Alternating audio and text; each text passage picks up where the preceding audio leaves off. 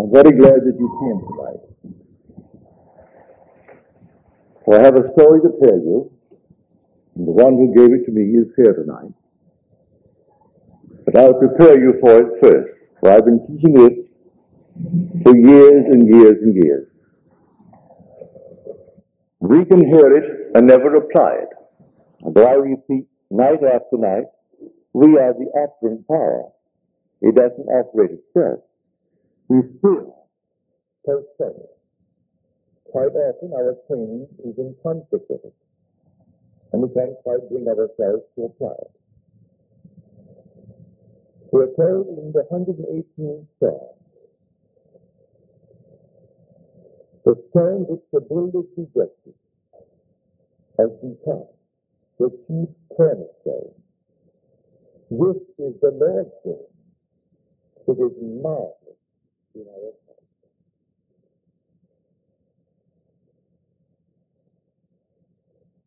Many years ago, sitting in the silence,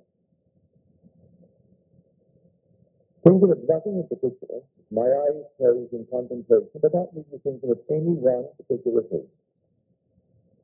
Suddenly, a stone appeared before my eyes. At that size, huge quartz. And where the quartz scattered, itself into many, many pieces. And then quickly it assembled itself at this time into the human form, seated in the lotus posture. As I looked at it, I saw it was myself. I am actually looking at myself. I became so emotionally lifted. As I looked at it, it began to glow. And then it reached the intensity of, I would say, the light of the sun. And then it exploded. And then I awoke in my chair. The stone that I had rejected was myself. I could not believe that I myself was the cause of the phenomena of my life. I thought he did it, she did it, they did it, the world did it, but certainly I am not responsible. These things happen because others are the causes. And here I am looking at the stone which the builder rejected. This is marvelous, said he. It's the Lord's doing, and it's marvelous in our sight. When we actually see this world as a world of appearance, behind which the reality of imagining lay, we find the truth. All things exist in the human imagination. And by that I mean the individual's imagination. In your own bosom, you bear your heaven and your earth. And all that you behold, whether the person out, it is within, in your imagination, of which this world of mortality is but a shadow. Now you and I will call ourselves either Christians or Jews. Both are the same building. The Jew is the foundation stone. It is the tree. Christianity is its fulfillment. It is the fruit. But the tree is Judaism. And all that it actually contains will come out eventually in a plan, a wonderful plan that was there in the beginning of time. And that we call Christianity. Blake said, I know of no other Christianity and no other gospel than the liberty, both of body and mind, to exercise the divine art of imagination. Then he adds, the apostles knew no other gospel. And the worship of God is using his gift. And then he says, God becomes as we are, that we may be as he is. But what is the gift? He also mentions that. The gift, the man is all imagination, and God is man, and exists in us, and we in him. The eternal body of man is the imagination, and that is God himself. The divine body, Jesus. Now, as you're seated here, that's all about you. Your own wonderful human imagination is the God of the universe. That is the one spoken of as the Lord Jesus. That's the one. Is it really true? Well, you're called upon to test it. Test it and see if it's true. Well, I have a letter on me tonight. I really should read it, but I'm not going to. I should read it just as you wrote it, but I'll tell you the contents of the letter. This gentleman hasn't been here in years. The last time I saw him was at the Ebell. Well, you know who's been coming since the Ebell, how long that has been. He said, I must tell you this story. It may not make sense, but I must tell it. For it's the first time that I have ever used my training according to the things that I have heard you say. I am a psychologist, and I have wasted years trying to talk people out of their mental problems when I could easily have imagined them whole and happy. Now, here is the story.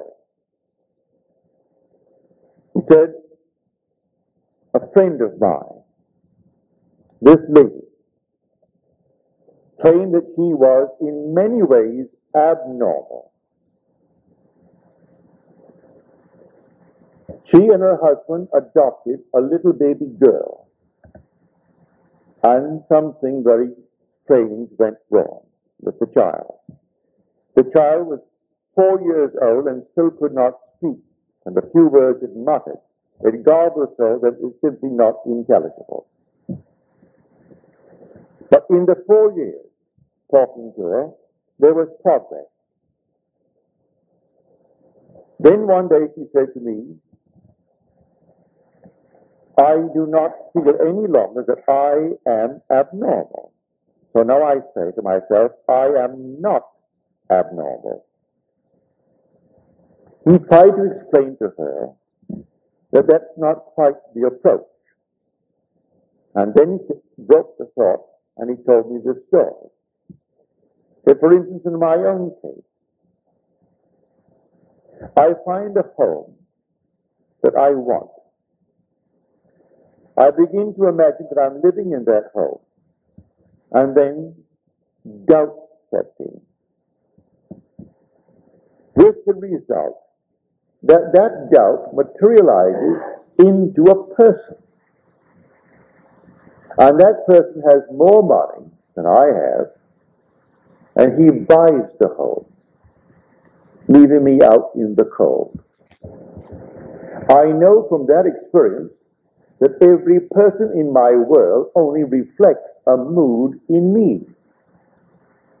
Everyone that I meet, whether I know them or a stranger who buys the home that I wanted.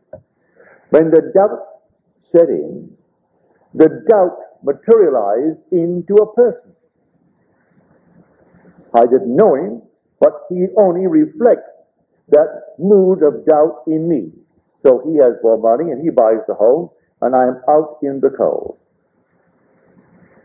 So I reconstructed a sentence for this lady. And I said, no longer must you say, I am not abnormal. You must now begin to say, I am perfectly normal. She said, I do not feel that. He said, I do not care whether you feel it or not. You must begin to persuade yourself that you are perfectly normal by repeating within yourself, I am perfectly normal. The day She began it. The child went into a coma.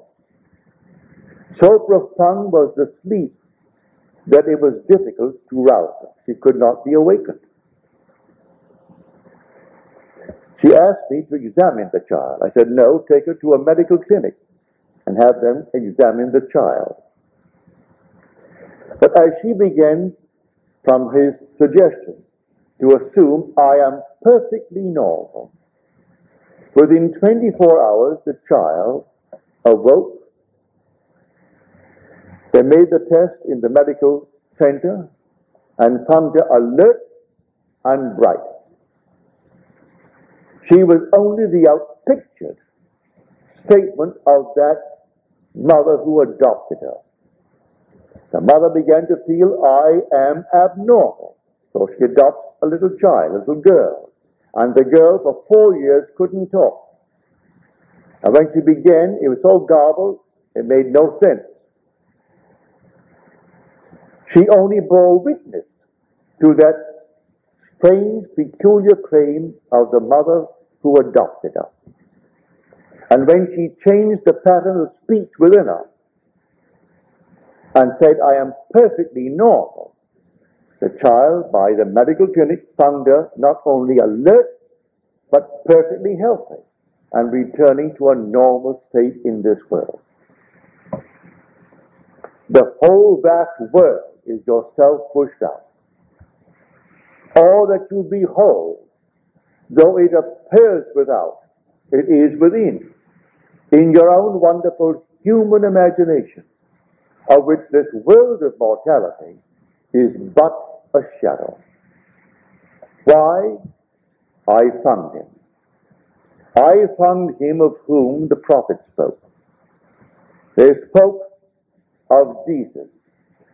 And the world is taught to believe he's a man who lived 2,000 years ago and who was crucified 2,000 years ago. And I am telling you, he is crucified on humanity. And the one crucified on humanity is man's own wonderful human imagination. That's Jesus. And there is no other Jesus. That is Jesus. He is buried in man. He is the dreamer in man. And he is dreaming this dream of life. What are we feeding him? Well, I'll tell you what we feed him, because he is capable of anything in this world. And listen to these words from Deuteronomy, the 32nd chapter, the 39th verse of Deuteronomy. And these are the words of the Lord speaking.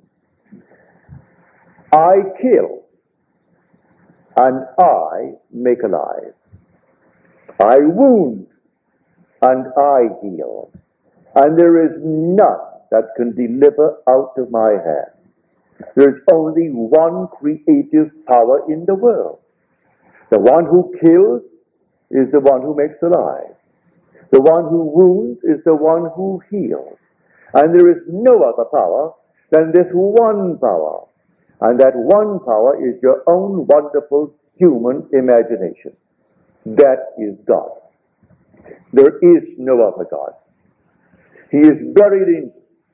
And the day will come, he will awaken within you.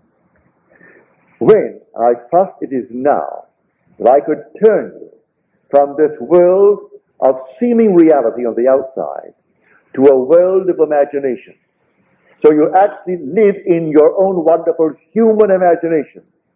If you do, and you really turn into a being who believes in the reality of his own imaginal act, you are then on the verge of rebirth. It does not say when. He tells you no one knows, not even the Son, only the Father. Don't ask me when, said he. But I'll tell you the signs of it when you actually begin to trust your own wonderful human imagination. When you can sit quietly all alone, asking help of no one, and really believe that your imaginal act is a creative fact, and that in the interval of time necessary, it's going to externalize itself and become a reality in your world. You're on the verge of rebirth. As you're told, unless you are born again, you cannot enter the kingdom of heaven, even though the kingdom of heaven is within you. The kingdom of God is within you, and God is in his kingdom. Although he is in his kingdom, and that kingdom is in you, you can't enter it unless you turn from this world of materiality, believing it is the cause, believing it is the reality, to live in your own wonderful human imagination. When you do, you'll find yourself on the very verge of being reborn. So you're warned, do not ask me when. I will tell you, not even the Son knows, only the Father. But I'll give you the symptoms of it when you can trust your own wonderful human imagination. That will be the symptom. Can I stand here tonight and take any request? Doesn't cost me anything, and it's a joy if it's within what I call the golden rule. Do unto others as you would have them do unto you.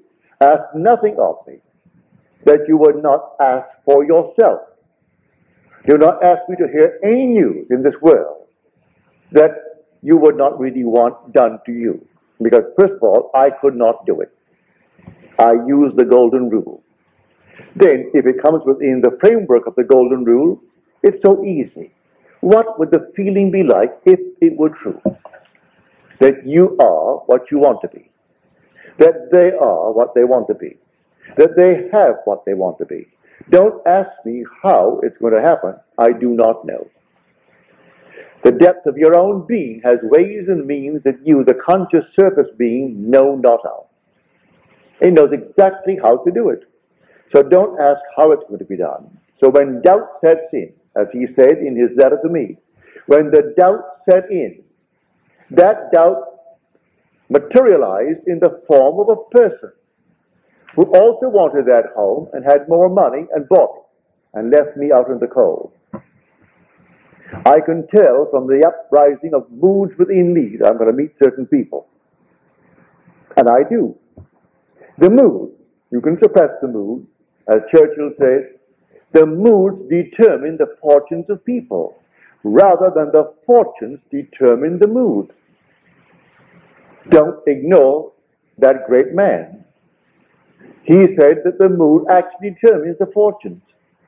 So I would catch a mood, well then catch the mood of your wish fulfilled. What would the feeling be like if it were true? Imagine the wish fulfilled. What would it be like? How would I feel if it were true? In spite of all things round about you that deny it, you walk as though it were true. And in a way that you do not know, and you need not know, it will externalize itself within your will, and you will actually receive it. Listen to these words. With God, all things are possible. That you will read in the 19th chapter of the book of Matthew. Now we'll go to the 9th chapter of the book of Mark. All things are possible to him who believes. He equates God with the believer in man. All things are possible to him who believes. At Mark. Matthew, with God, all things are possible. So he equates the believer in man with God. Well, the believer in me is my own wonderful human imagination. What other thing in man but his reality, which is imagination, that believes? Is the dreamer in man. I go to bed at night and I dream. The dreamer and the waking I are one of the same being.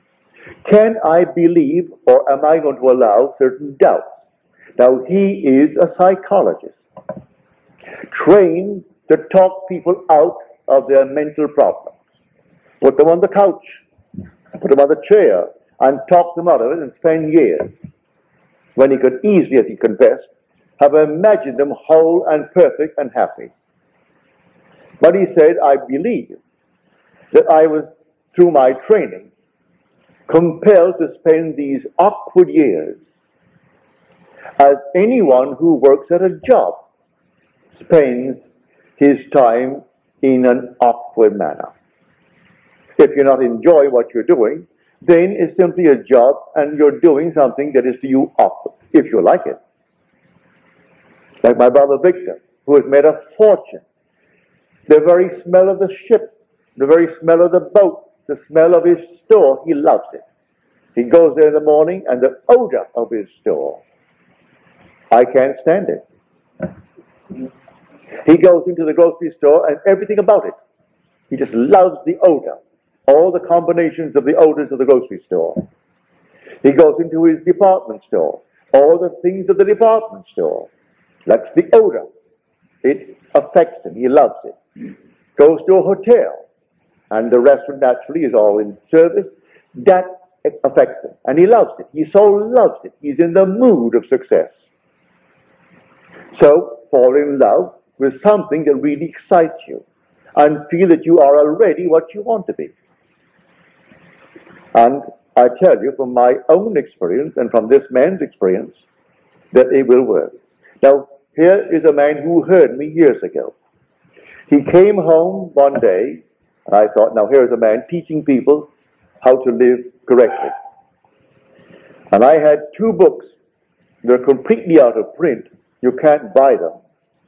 But I thought, if I could give them to someone doing this kind of work, who is serious, he's a trained psychologist, I'll give them to him. So I gave him these books. I don't think he's read them.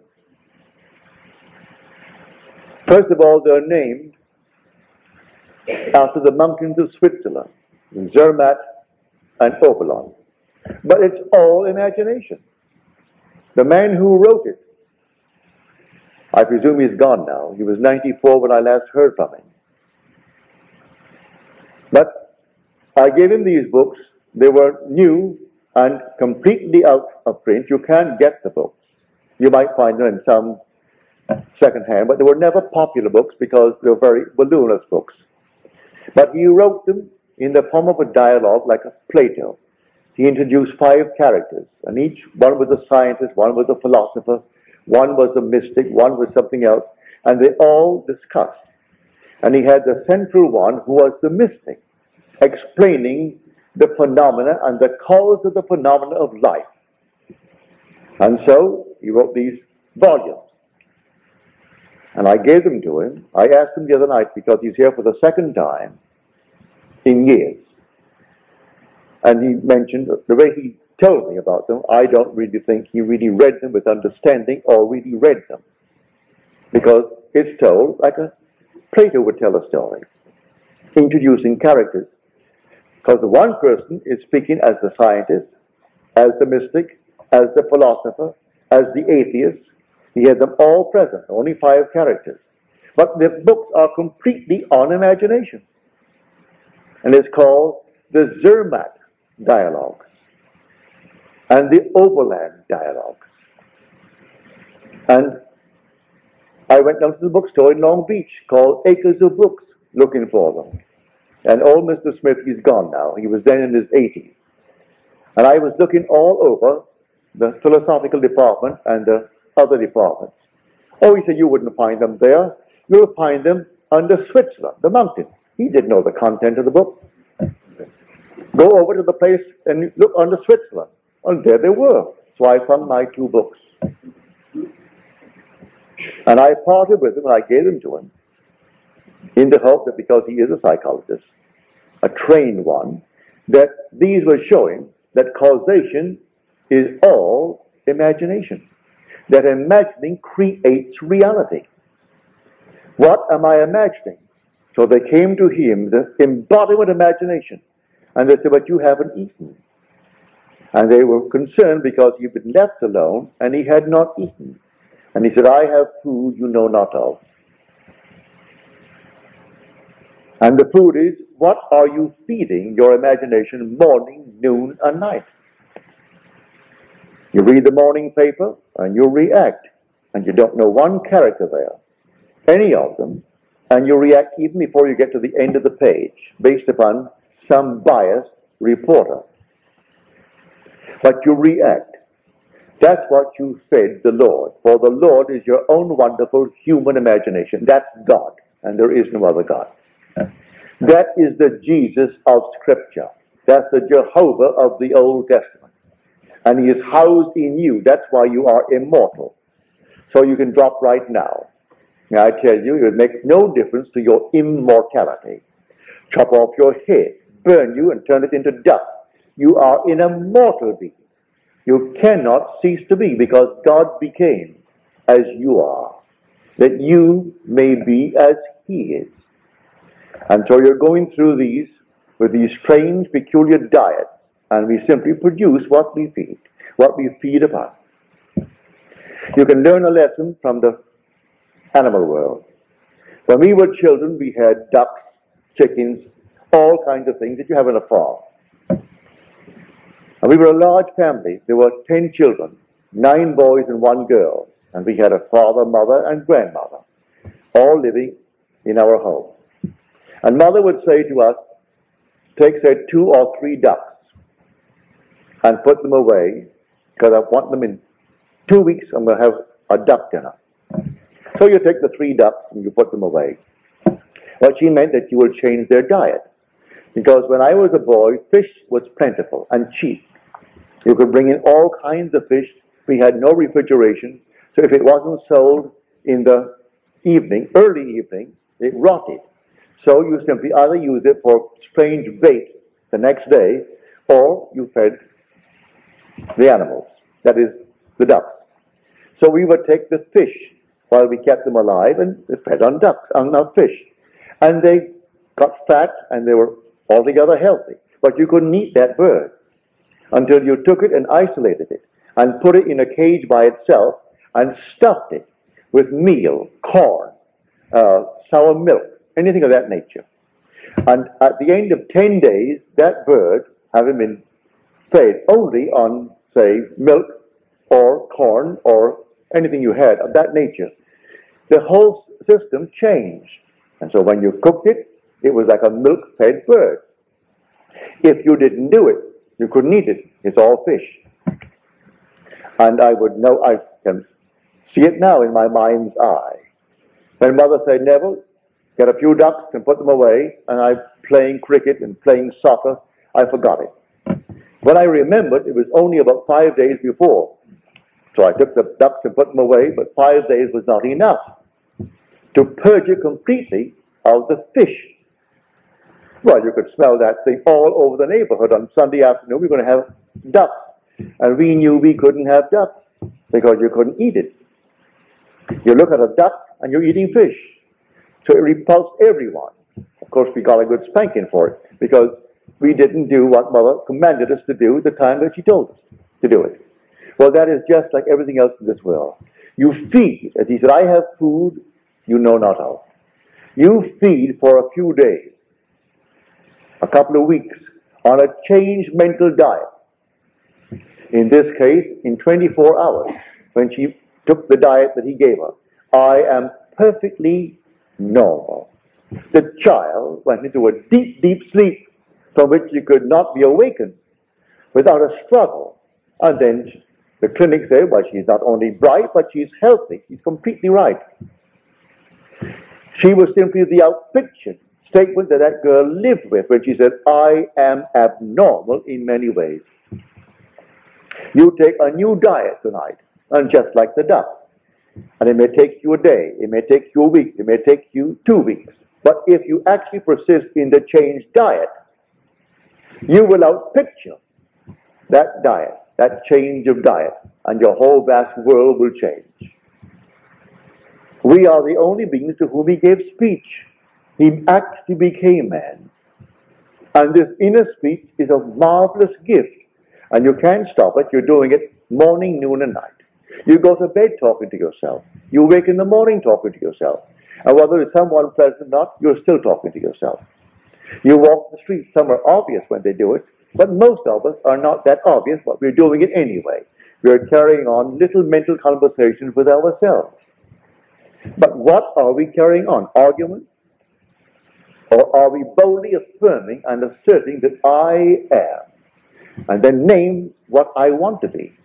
In her case, he gave her what she should say. And she argued with him, and she couldn't say it because I do not feel that yet. Don't wait to feel it, he said to her. Do it now. I am perfectly normal, because if you say I am not abnormal, that's not a creative thing towards your goal. In fact, it may be destructive. You want something positive, not something negative. I am not abnormal. I am perfectly normal. Then the child, the outpictured self. So everyone in your world is yourself pushed out. Blame no one. Don't even blame yourself. Just change the diet. They only reflect what you have been doing and maybe still doing. And when you see it, you change the diet. And the diet is simply words, all within you. So you assume that you are now the man, the woman that you want to be. Walk in that assumption as though it were true. Live in it just as though it is true. And then, who knows, that diet may not take more than 24 hours. I'm quite sure it would not take more than a few weeks to project itself in a way that you do not know. How do you know this little duck? And I'm speaking from experience. I'm not telling a story that someone told me. I was the one spanked for not catching those ducks the very day the order was given. And Mother was a kind of a disciplinarian that she always kept her word. If she promised you a bicycle, if she gave you a bike because you would do something, she kept it. If she promised you a beating, if you didn't do something, she kept that too. She was a great disciplinarian. I came back during the First World War. I went on a schooner to what is now called the Virgin Islands. Then they were owned by Denmark. Santa Cruz, and what is now St. Thomas, and then St. John. We bought them during the war, the First World War. That is, we in America bought them. But then I was a British subject. And I went down on a schooner to get cattle because we didn't raise cattle in Barbados and we needed the meat. And they had the dairy, all Denmark. Denmark owned them. So there were dairy people. Bought the cattle, put them aboard the ship, and started back for Barbados. And we were becalmed off Martinique. Martinique has a huge mountainous volcano. We were out of sight of the island, so they couldn't rescue us. And there's no radio in those days, no possibility of contacting the mainland. And there we are, simply drifting, not moving an inch in the course of a day. And the cattle are dying. They're all dying. We were 8 days late coming into Barbados, and all the cattle are gone. From the bilge and the lack of food, the lack of water. And I thought, well, now, when I came home, they'd be so happy to see me because I thought I was gone, because the submarines, the German submarines, were shooting at everything in the area, even a little schooner. So I came in, and I came home. They all greeted me with open arms. By that very day, Mother said to me, I don't want you to go out into the sun. You've had enough sun on that schooner for these many days at sea. I must have been 2 weeks at sea, and no possibility of any shade. Burnt to a crisp. Don't go out. Well, I had guinea pigs, and I had rabbits. I had to go and see how my guinea pigs and rabbits were coming on. But she told me not to go. I figured my first day home, certainly Mother will not hold it against me. So I went out, disobeying her order. When I came back in, she said, did I tell you not to go out? Yes, Mother. I thought, well, now, after all, this is my first day home. She thought I was dead. Here I am resurrected. That didn't pacify her at all. Took off that shoe, and she wanked me. And she let me have it. She was the most marvelous disciplinarian. She promised you a watch, you got it. If she promised you anything, you got it, including the whipping. So I'm telling you, a change of diet. And in our case, we are the Lord. And the Lord feasts upon words. He is the Word. And so what are you saying to yourself in the course of 24 hours? I am in want, I am this, I am that. Change it. Completely change it. And say within yourself, I am happily, blissfully married, if that's my objective in life. Reason denies it, your senses deny it, I am blissfully happy and sleep as though it were true. I can tell you that story from my own personal experience. It works that way. And when I told the details of how it happened, people saw the means employed, which I certainly didn't manufacture them, not consciously, and judged me harshly for telling the means. But, as you're told in Scripture, I have ways and means ye know not of. My ways are past finding out. All you do is simply go on the new diet. But when I found the girl to whom I'm now married, I'm blissfully happy with her since the day I met her back in 1936. I was completely involved. I wasn't divorced, and in those days in New York City, a divorce was out. It only became legal after the very, very, very wealthy Rockefeller got his outside and then brought pressure to bear on the state to pass a decent, modest, normal, modern law, allowing people who cannot live together to separate and then seek a normal divorce. Prior to that, all divorces were simply collusion. All divorces. You paid someone to find someone, and then they signed these little things. You went before the judge, and they all knew. It was collusion anyway. Well, here I am completely involved in marriage, and I want to marry this girl. I met her the very first second I saw her. I said, she doesn't know it, but she's going to be my wife. She doesn't know it yet. And simply, I slept as though we were blissfully happy. She on that bed, I on my bed. It wasn't a sex act. It was simply, she was there in the room, in our lovely home, and I was in my bed and she was on her bed. So I didn't make it an emotional thing of that nature. And the girl, who was my former wife, who refused, she even left the state so as not to be given a summons. And one day I got a call from the court telling me to come on down. They needed my advice. I went down to the court wondering, what am I doing going to the court in the morning? When they brought her in. And I pleaded her case before these three judges. And she said to me, after I got her off, that was a very decent thing for you to do, Neville. And I know you want a divorce. Give me the papers. I didn't have the papers on me. And she and I got into a taxi and rode to my hotel, and I gave her the papers. Now, that's supposed to be illegal, so I'm told now. You can't serve your own papers. I didn't know that. Gave her the papers. And I got my divorce in the city of New York. So I know it works. It took me 1 week to do it. That's all that it took me. 1 week. I simply went sound asleep in the assumption that my wife was there. And it's the girl to whom I'm now married and who bore us this glorious daughter. And it's been since 1936. So here, this heavenly state was denied me because I wasn't feeding myself the right food. I have food you know not of, and the food are words. And you repeat them within yourself. What am I saying? As Blake said, oh, what have I said? What have I done?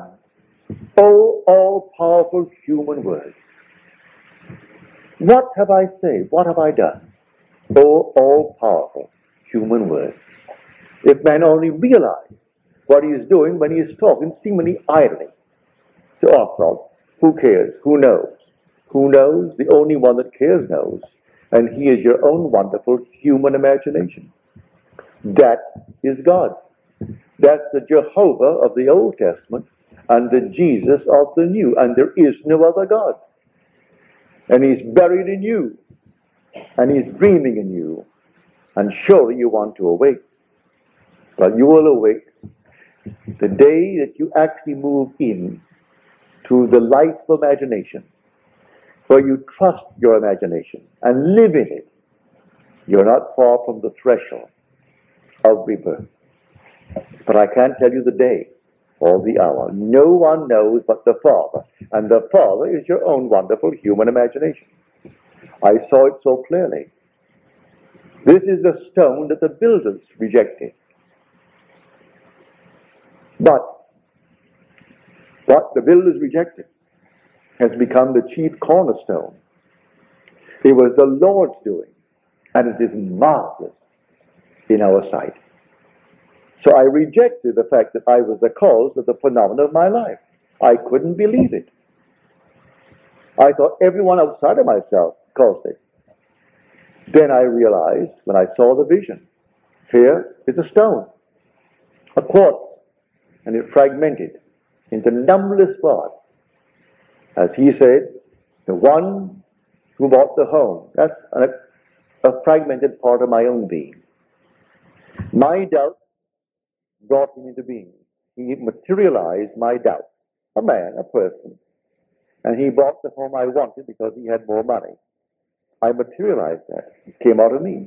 So the whole thing fragmented.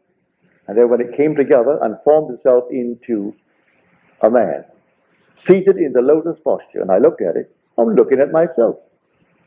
Then I realized I am the cause. He is the dreamer in me. And one day he is going to awake from this dream. And when he awakes, I am he. And he and I are one. This is the story I am trying to tell the whole vast world.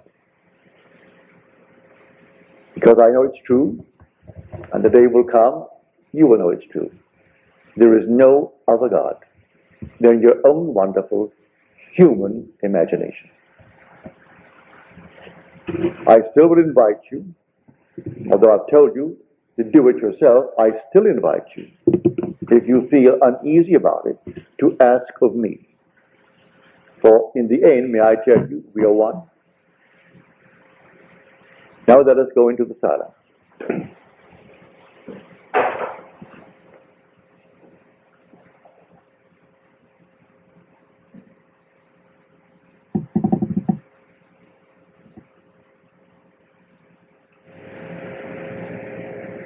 Good. Now on Friday, I'm going to show you the parallels between David of the Old Testament and Christ of the New.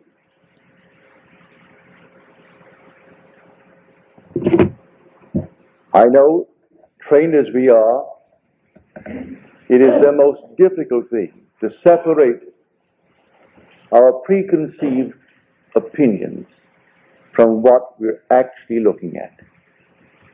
So I'll give you the passages and quote them for you and show you that you may go home, take the same book that I am going to quote and read it. But you're still going to find it difficult based upon your training to separate your preconceived opinions from what you're actually looking at. I'm going to show you it's the same being. Not only from Scripture, I have experienced it. So I know it is true based upon my own experience. But one would like confirmation from the written word. So on Friday, I'm going to make that my task to show you. Now, are there any questions, please?